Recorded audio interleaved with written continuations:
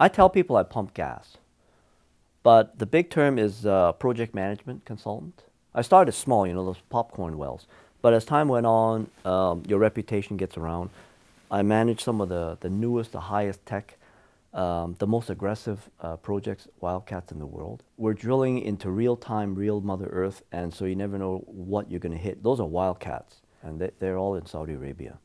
Offshore Peru, they were interesting. We drilled into a volcano one time, and that was an interesting experience. We have some big equipment, but even big equipment, if you don't use it properly, they burn. When you're not cautious, when you don't do your homework, if you don't have the right people in the right place looking after the operation, things can get out of hand really fast. I adjust to the weakest link, because you don't work according to the strongest link. You work according to the weakest link, because that's where your weakness is. So you adapt and you make accommodation for it so that everybody else knows what's going on. Because you're in the middle of nothing.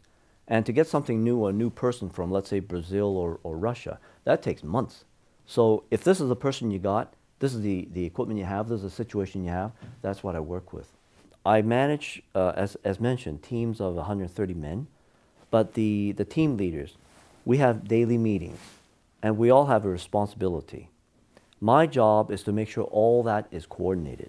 I talk to these people. They would have their equipment, their men, they look after their area, but I talk to them. Our city hall is no different. It is an organization. It's a wide variety of counselors, but they're elected by the people. So no matter what, you work with them.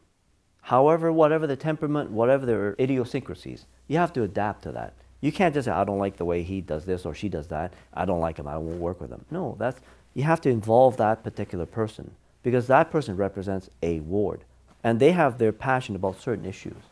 And you have to understand what is their drivers, what's making them concerned about something.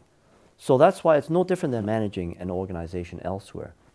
Council is an organization, no more, no less. It's a group of people wanting to get something done.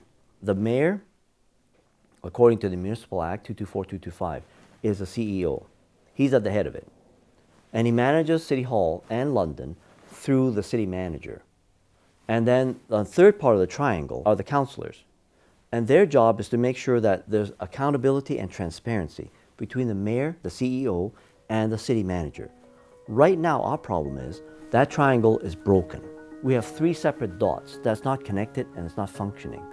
So my job, as I see it, is I come back and I want to repair that triangle, get that triangle back working again, connect the lines again. That's all.